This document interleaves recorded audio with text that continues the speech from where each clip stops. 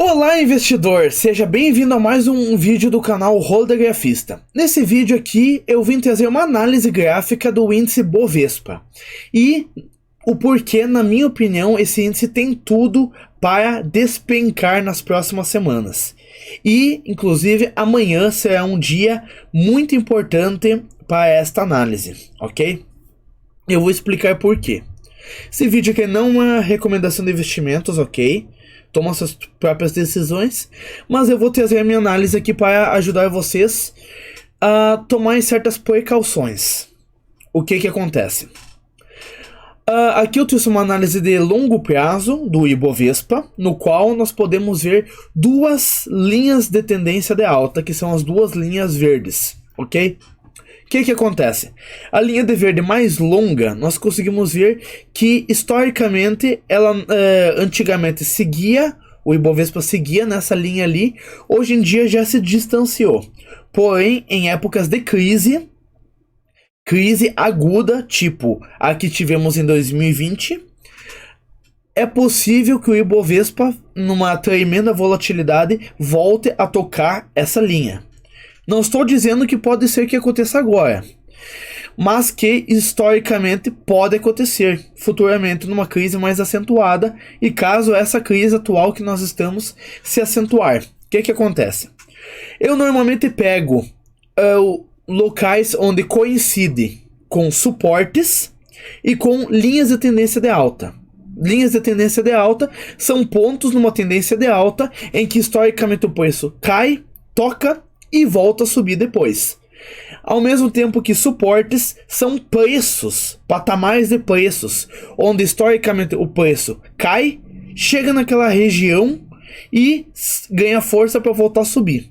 Então nós temos dois pontos dando força para que o preço vai chegar naquele patamar e vai voltar a subir depois. Pois bem, nessa análise mais de longo prazo, nós temos essa linha mais pessimista, que em crises o Ibovespa pode chegar, ao mesmo tempo que nós temos um suporte muito forte, que é ali a região dos 73 mil pontos, onde na crise de 2020 o Ibovespa de fato tocou justamente nessa linha e foi a resistência, ou seja, patamares em que o preço toca e volta a cair. Ok? Foi a resistência que antecipou a crise de 2008 e a crise seguinte, a crise que depois acabou levando a uma crise política muito grande aqui no país, ok? Basicamente, o que acontece? Se perder essa LTA que nós temos agora, essa LTA mais acentuada, pode ser que vá buscar essa dali em uma crise mais acentuada. Eu não acredito que possa acontecer agora, mas eu vim trazer aqui só para vocês terem uma noção de até que patamar o Ibovespa possa cair ainda. Pode cair. Bom, e daí olhando para o outro ponto aqui ali na parte mais de cima, ali no canto ali de cima, nós conseguimos ver um ponto mais de agora. Como é que está o Ibovespa agora? Ele está nessa tendência mais acentuada aqui, que ele veio respeitando nos últimos anos, e o patamar onde temos um suporte forte e coincidindo com a LTA é mais ou menos ali nos 102 mil pontos.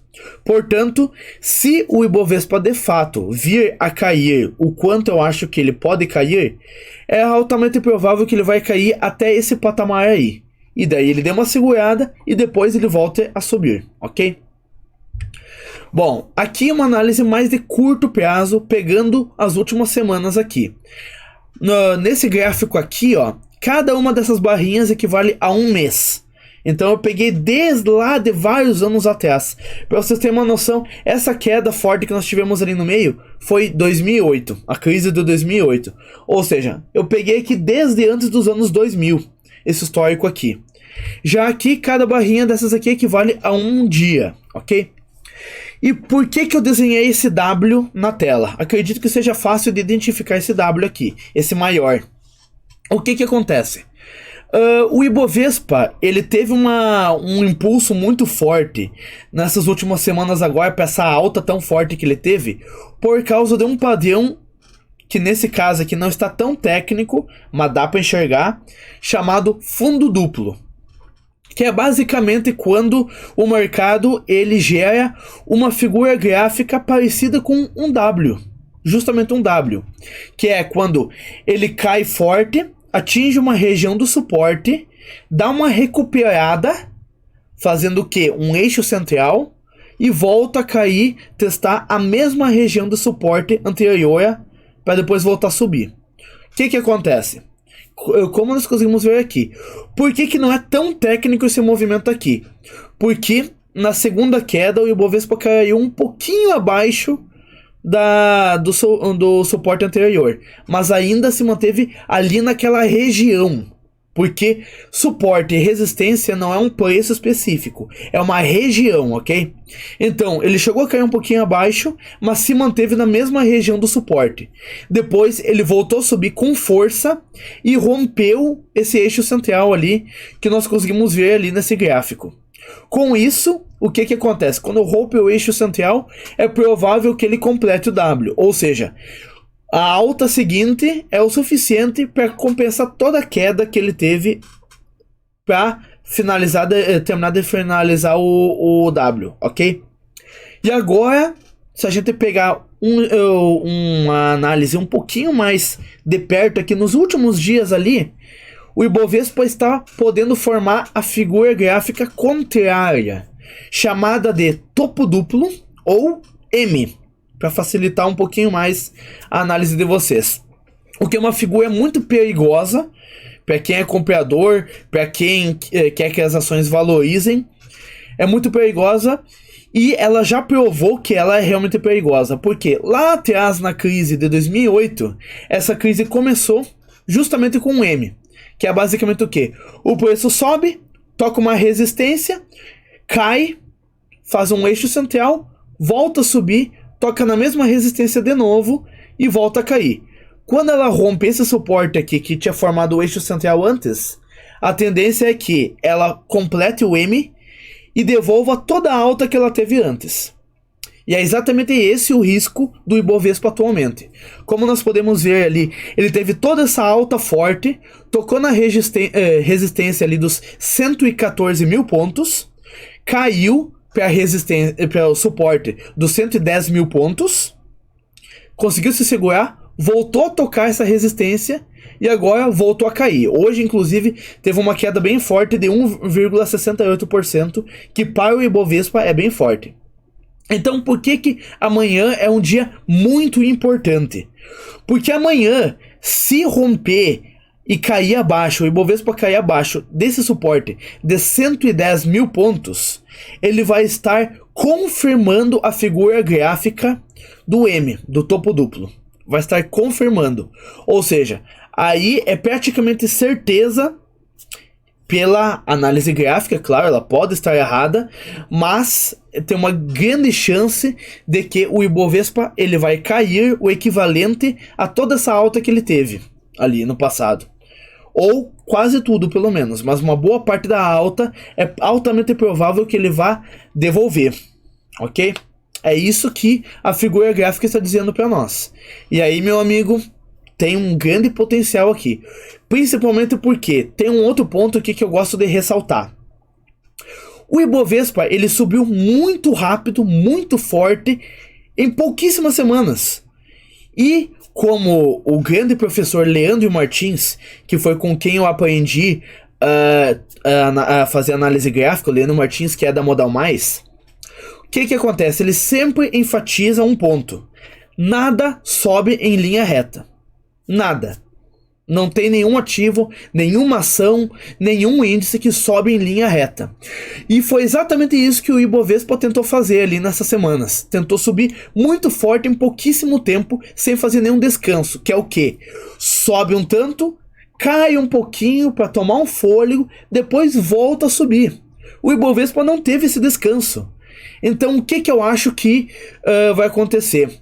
Realmente, já que foi uma alta que ele não teve fôlego, que ele não tomou fôlego durante ela, tem uma grande chance dele voltar e devolver toda ela. Entendeu? Tem uma grande chance. Então, na minha opinião, tem uma grande chance desse padrão gráfico se confirmar, ok?